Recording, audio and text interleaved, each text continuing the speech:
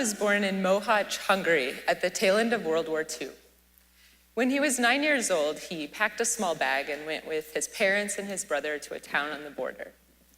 In the middle of the night, in the middle of winter, they snuck past armed guards and crossed into Austria. The Hungarians had rebelled against the Soviet occupation, and things were getting more violent.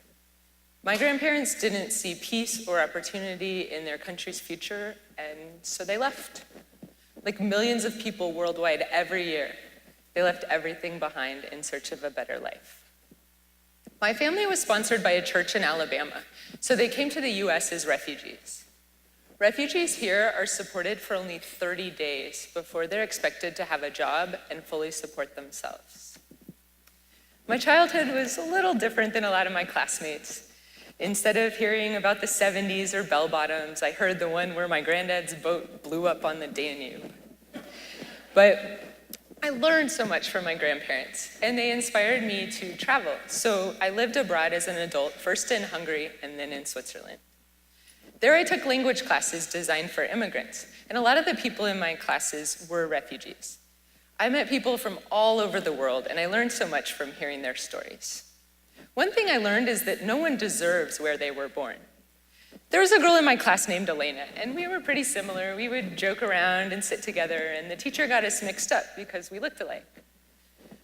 But we didn't seem that similar when Elena went to give a presentation to the class about herself. She was from Kosovo.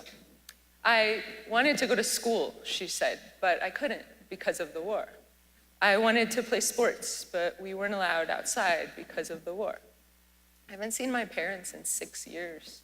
I can't go home because of the war. And it made me realize how I did nothing to deserve to be born in this country so filled with wealth and freedom and opportunity and access to education and food and everything. And she did nothing to deserve to be born in this country filled with persecution and violence. Neither of us deserved where we were born.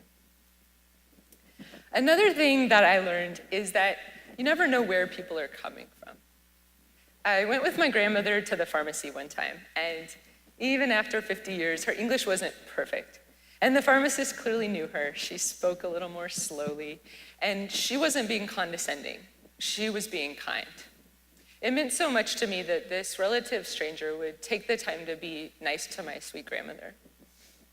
But it made me remember when I lived abroad how there would be days when I would wake up and feel confident, ready to go down to the market and order apples wrong again.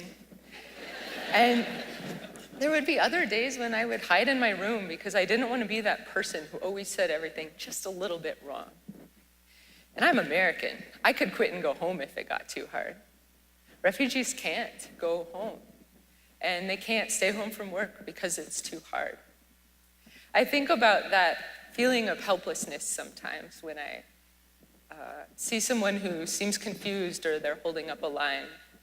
And I remember how there are 100 ways to do each thing, and they might not know mine. I don't know where they're coming from, and a little bit of kindness could mean the world to them. Another thing that I've learned is that it's okay to start over. I saw a man at a refugee intake, and the lady asked him, "Oh, did you have schools where you were from?" "Well, yes," he answered, "I'm a doctor." But here he might not be a doctor. He might be driving me home tonight in a cab. He might be washing my dishes at the restaurant where I have dinner. He's starting over. And I think that as Americans, we tend to feel like we should be embarrassed to admit that we have to start over. We don't want to tell our friends that we lost our job, or we're sick, or we are getting divorced. We even say our marriage failed. What I've learned from refugees is that anybody can fail. It takes bravery to get back up, and it's the strong people who start over.